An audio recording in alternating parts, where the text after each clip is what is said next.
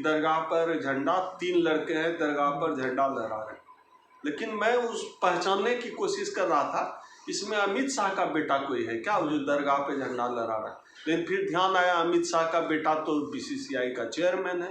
फिर लगा कि अच्छा ये तो राजनाथ सिंह का बेटा होगा। फिर लगा रहे वो तो विधायक है पंकज सिंह। फिर लगा रहे कोई शिवराज सिंह चौहान का बेटा है क्या, तो शिवराज सिंह चौहान का बेटा तो LLM कर रहा है लंदन अमेरिका से और विधायक मंत्री बनने की तैयारी में है।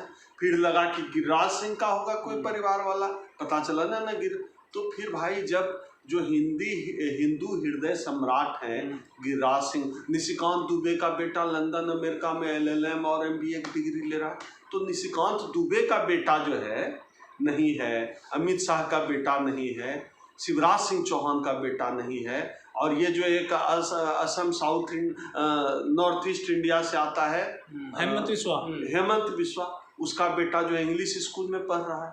तो आखिर किसका बच्चा है वो, किसका बेटा है? मैं उम्मीद करता हूं किसी SC ST OBC समाज का बच्चा नहीं होना चाहिए। SC ST OBC समाज का बच्चा विश्वविद्यालय में होना चाहिए, लैपटॉप चलाने वाला होना चाहिए, अंग्रेजी स्कूल में पढ़ना चाहिए, दरगाह और मस्जिद पे नहीं होनी चाहिए। 5 साल तक जो मुसलमान रहेगा ना वही जो है वक्त कर सकता है। तो उसमें बड़ा दिलचस्प सवाल है, जैसे वक्त कोई कर सकता है, कैसे क्या परिस्थिति है, तो 5 साल तक मुसलमान रहना चाहिए। तो 5 साल तक कोई मुसलमान है ये कैसे तय करेगा? जैसे मोदी जी कहते हैं कि कपड़े से पहचाना जा सकता है, तो मोदी जी के सामने उसको कपड़े में लाया जाएगा कि पहचानिए मुसलमान है कि नहीं, और 5 साल का है कि नहीं। या हो सकता है कि जो वक्त करना चाहता है उसके घर में 5 साल तक CCTV कैमरा लगाया जाए, उसको देखा जाएगा कि 5 साल तक वो इस्लाम प्रैक्टिस करता है कि नहीं, या फिर उसका दाढ़ी और टोपी से पहचाना जाएगा। तो मुझे लगता है कि यह बहुत हास्यास्पद बिल है। आपने इस तरह का कानून, अब कोई मंदिर में डोनेट करना चाहते हैं, क्या उसके लिए इस तरह का कानून है कि उसका जो है प्रैक्टिस होना चाहिए, 5 साल हिंदू रहे, टीक रखे, जनेऊ रखे, ऐसा कोई कानून है? तो फिर वक्त में इस तरह का जो है क्लॉज जो इस कानून में है तो बहुत हास्यास्पद है, अपने आप में हास्यास्पद है। और दूसरा जो वक्त का पहलू है वो ये है कि ये लोग कह रहे हैं, किरण रिजिजू जो अल्पसंख्यक मामलों के मंत्री हैं वो पार्लियामेंट में कह रहे हैं कि जो मुसलमानों का भला करना नहीं, अब क्या होगा, अब तो कानून बन गया ये। वही कह रहा हूँ, अब ये इस कानून से मुसलमानों का भला करेंगे। भाई हिंदुओं ने आपका क्या बिगाड़ा है? आप कहते हैं वक्त के पास बहुत संपत्ति है, मिसयूज होता है, सरकार जो है उससे मुसलमानों का भला करेगी, मुस्लिम मुसलमानों का भला करेगी। भाई हिंदुओं ने क्या बिगाड़ा है आपका? हिंदुओं के जो मंदिर हैं उनके पास भी तो अरबों खरबों की प्रॉपर्टी है, तो हिंदुओं के मंदिर का भी जो है सरकारीकरण करिए और उससे गरीब हिंदुओं का भला करिए। अब हिंदुओं ने बीजेपी सरकार का क्या बिगाड़ दिया? हिंदुओं के खिलाफ क्यों है? तीसरा एक और जो मंदिरों में इतना डिस्प्यूट नहीं है जितना वक्फ बोर्ड की जो संपत्ति उसमें डिस्प्यूट था, तमाम झगड़े थे, नहीं है, सोना गायब हो जाता है, क्या बात करते हैं? और डिस्प्यूट कौन ला रहा है? और सिर्फ झूठ पर टिका हुआ ये कानून बना है। अब ये कह रहे हैं कि सरकार पारदर्शिता लाना चाहती है, और बता रहे हैं पारदर्शिता भी क्लियर कर रहे हैं। तीसरा पॉइंट, इनका फोकस बहुत है मुस्लिम महिलाओं का भला करेंगे, मुस्लिम महिलाओं की भागीदारी आएगी। भाई आप मूर्ख बनाना बंद कर दीजिए। ये तो भारत की जो मीडिया है ये तो गोदी में लोगों की खेल रही है। अभी तक कहाँ मेंबर बनती थी महिलाएं? किसने कहा जम्मू कश्मीर में महिला अध्यक्ष है वक्त की? बिहार में हमारे यहाँ कहकशा परवीन जो है 2009 में पहली बार केरल में वक्फ बोर्ड की मेंबर जो है मुस्लिम महिला बनी। हमारे भागलपुर में राज्यसभा सांसद रही है JDU की कहकशा परवीन, वो वक्त की मेंबर बनी है। और ये सब पुरानी बातें, यूपी में क्या बात है, मीडिया सेंट्रल बॉडी में कौन बनता है? सब जगह बनते हैं भैया, ये है ही। ये 2009 के बाद आ गया कि वक्त में महिलाएं आ रही हैं। ये क्या है कि बीजेपी जो है लोगों को मूर्ख बनाती है। मूर्ख बनाना इसलिए आसान होता है क्योंकि मीडिया में इस तरह की खबरें दिखाई नहीं जाती कि इससे जो है एक्सपोज। आपको नहीं लगता चंद लोगों का कब्जा हो गया था वक्त पर? मैं इस बात से कतई इनकार नहीं करता हूं कि चंद लोगों का हो गया होगा कब्जा, लेकिन मेरा सवाल यह है ना इसमें कि आप केवल मुसलमानों का भला क्यों कर रहे हैं भाई, हिंदुओं का भला क्यों नहीं करते हैं? और ये सरकार तो और कमाल है, ये सरकार किसानों का भला करती है और किसानों से पूछती ही नहीं है। ये सरकार जो है छात्र नौजवानों का भला करती है और छात्र नौजवानों से वक्त का जो भी चेयरमैन बनता है उस पर आरोप क्यों लगते हैं गंभीर, और वो मालो माल क्यों हो जाता है चंद दिनों में? इस देश के प्रधानमंत्री पर आरोप नहीं है, गृह मंत्री पर आरोप नहीं है, हम लोगों पर आरोप नहीं लगता। जो राजनीतिक जीवन में आरोप से कैसे बच सकता है? वो तो लगेगा ही। आप दिल्ली को देख लीजिए, अमानतुल्लाह देखे जेल में रहे, किसी को किसी पे भी, वो भी वक्त के मामले में रहे, किसी पे भी जो भी व्यक्ति राजनीतिक सामाजिक जीवन में है, पब्लिक लाइफ में है, उस पे आरोप लग सकते हैं, लगते हैं। कोई अछूता नहीं, इस देश के प्रधानमंत्री भी अछूता नहीं है, इस देश के होम मिनिस्टर भी अछूते नहीं है, सबके ऊपर आरोप। अमित शाह कह रहे हैं कानून बन गया, मानना पड़ेगा सबको। अब ये देखिए, ये तो संवैधानिक बात है, लेकिन आपने बहुमत के दम पर कानून तो बना दिया, लेकिन आपने देश के उस कौम से पूछा नहीं, उस कौम की सहमति नहीं ली जिसके लिए आप कानून बनाते हैं। आप बहुमत के दम पर कानून जेपीसी बनाई तो थी, देखिए आप जेपीसी क्या हालत है आप देख लीजिए। इनके पास तो एक सांसद तक नहीं है मुस्लिम कम्युनिटी का, एक 24 सांसद है एक मंत्री नहीं है इसके कम्युनिटी का। जो रख रहे हैं किरण रिजिजू रख रहे हैं, आप समझिए ना, कोई है ही नहीं। आप एक कौम को आपने जो है आप अपने राजनीतिक हित के लिए इस एक कौम को, मुस्लिम कम्युनिटी को आपने दुश्मन बना लिया है, और उसके अपने राजनीतिक हित के लिए उस कौम के खिलाफ लगातार भारतीय जनता पार्टी की तमाम अगर जिला अधिकारी की देखरेख में सब काम होंगे तो दिक्कत क्या है इसमें, बताइए? बिल्कुल दिक्कत है। जिस कौम का जो है बोर्ड होगा उस कौम के लोग होने चाहिए। इसी तरह की लड़ाई अभी चल रही है ना वहाँ बोधगया में, लड़ाई जो लड़ाई हम लोग लड़ रहे हैं वहाँ भी यही लड़ाई है। भाई मेरे अंगने में तुम्हारा क्या काम है?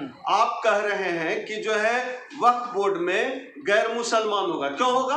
आपके राम मंदिर ट्रस्ट में कितना गैर हिंदू है, कितना गैर, आप तो गैर हिंदू छोड़ के गैर ब्राह्मण तक सिर्फ आपने एक रखा था, ओबीसी तो एक भी नहीं है। तो आप अपने ट्रस्ट में किसी गैर हिंदू को नहीं रख रहे हैं, आप वक्फ बोर्ड में रखते हैं गैर, कहते हैं गैर मुसलमान रहेगा। आप कहते हैं कि जो महाबोधि मंदिर का ट्रस्ट है उसमें जो है गैर बौद्ध रहेगा। ये क्या चक्कर है भाई? मेरे अंगने में तुम्हारा क्या जो इस कानून का अपने कौन से आपका जो ये धार्मिक मामले हैं, आपका काम जो है, आपका काम है जिस कम्युनिटी का जो है वहाँ करने दिया जाए। ये तो आप संवैधानिक जो इस कानून का विरोध कर रहे हैं या सड़कों पर आ रहे हैं उनके ऊपर केस हो रहे हैं और जुर्माना लग रहा है, देखिए उनके ऊपर। तो ये सरकार इस देश में ही होता है।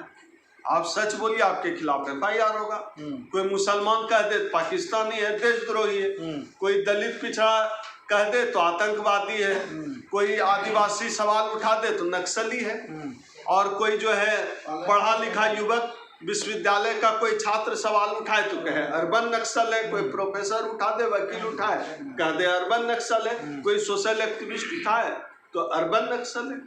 ये भी भाई इस सरकार ने खांचे बना रखे हैं। इस सरकार का यही एजेंडा है, जो सच करने वाले हैं उनकी जुबान बंद कर दी जाए, उनको चुप करा दिया जाए, उनको तमाम तरह की उपाधियों से जो है विभूषित कर दिया जाए, और जो मूल सवाल है जनता के। संसद में कानून पास हुआ है तो फिर गैर संवैधानिक कैसे है, गैर कानूनी कैसे? बिल्कुल वही मैं कह रहा हूँ कि आप बहुमत में हैं, आपने बहुमत के दम पर कर तो दिया, जनता ने बहुमत दिया ना। नहीं, आपको अगर इतना ही भरोसा है जनता के बहुमत का, तो आपने जब कानून पास किया तो जामिया मिलिया को आपने जो है यूनिवर्सिटी को पुलिस छावनी में क्यों तब्दील कर दिया?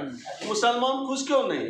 मतलब आप जिस रोगी का इलाज कर रहे हैं, रोगी की बीमारी जा नहीं रही है, रोगी का इलाज हो नहीं रहा है और डॉक्टर नाच रहा है। आप अगर मुसलमान, और बीजेपी से ज्यादा विरोध नीतीश कुमार और चंद्रबाबू नायडू, चिराग पासवान का हो रहा है, इसलिए हो रहा है। हाँ बिल्कुल, इसलिए हो रहा है। जयंत चौधरी हो, चिराग पासवान हो या नीतीश कुमार हो, इनका विरोध इसलिए है क्योंकि इनके राज्यों में इनकी छवि सेकुलर वाली है, पॉलिटिकल छवि, इसलिए इनका ज्यादा।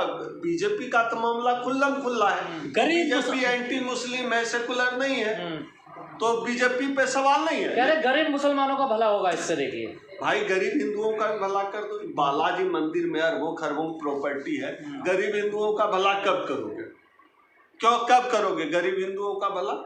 मने मुसलमानों की प्रॉपर्टी लेके उसमें गैर मुसलमान, आप लोग अफवाह क्यों फैला रहे हैं कि मुसलमानों की प्रॉपर्टी छिन जाएगी, उनकी मस्जिद छिन जाएगी? है क्या फिर? हाँ। आप जिससे ले रहे हैं, जिसकी प्रॉपर्टी, उसको पता नहीं है। और ऐसा जो ये जो इतना हास्यास्पद मैंने शुरू में जो कहा है क्लॉज है, आप बताइए तो जरा, ये कैसे साबित करेगा कि कोई व्यक्ति 5 साल से इस्लामिक प्रैक्टिस में है कि नहीं? कैसे साबित होगा बताइए? कोई बता, वो तो देख ही जाता है। कैसे? मैंने कपड़ों से पहचानेंगे? कैसे? दाढ़ी टोपी से? कैसे? घर में सरकार को शंका होगी कभी दूसरे लोग तो पता कैसे चलेगा कि 5 साल से वो प्रैक्टिस में है कि नहीं? जांच होगी उसकी। 3 साल 364 कैसे जांच होगी भाई? तो हम उसी पे तो सवाल है, उसी प्रक्रिया पे। कुल मिलाकर यह जल्दबाजी में अपना यह जो हिंदू ध्रुवीकरण की इनकी पॉलिटिक्स है बीजेपी की, उसके लिए है। बिहार में सामाजिक न्याय के एजेंडे पर चुनाव लड़ा जा रहा है, जाति के सवाल पर चुनाव लड़ा जाएगा, और बीजेपी इस मामले में पूरी तरह फेल है। मुस्लिम तंजीमें सुप्रीम कोर्ट जा रही है, क्या कहा आपने? सुप्रीम कोर्ट जा रही है मुस्लिम तंजीमें जो संगठन है, देखो। तो बिल्कुल, वो तो जैसे अमित शाह जी कह रहे हैं कि कानून बन गया मानना होगा, वैसे ही सुप्रीम कोर्ट में कोई भी जा सकता है। तो बिल्कुल जिनको जाना है जाना चाहिए, वो संवैधानिक है। अब कोई कुछ उस तरह असंवैधानिक तरीके से बात करे तो उस पर कह सकते हैं ना, लेकिन जिस तरह संवैधानिक तरीके से उन्होंने कानून बनाया, तो इसके लिए संसद, तो दलित मुसलमानों के साथ है इसमें? बिल्कुल है। आप भी विरोध कर रहे हैं इसका? हम लोग बाबा साहब डॉक्टर अम्बेडकर को मानने वाले हैं। हम लोग सीधी सी बात जानते हैं कि कमजोरों के साथ खड़े होना, मजलूमों के साथ खड़े होना। आज मुसलमानों को इस देश में प्रताड़ित किया जा रहा है। इस देश का दलित समाज, अम्बेडकरवादी समाज मुसलमानों के साथ खड़ा। तो फिर गरीब मुसलमानों के साथ खड़े होइए ना, उनको कुछ मिलेगा देखिए, क्या कानून से मिलेगा देखिए। जो सरकार जो है बीफ के नाम पर गरीब मुसलमानों को मारती है, जिस सरकार के संरक्षण वाले लोग, उनसे हम उम्मीद करेंगे कि मुसलमानों का भला करेंगे। देखिए, सरकार का यह जो खेल है जनता समझ चुकी है, सब जानते हैं, सरकार भी जानती है और जनता भी समझती है कि पूरा खेल क्या है।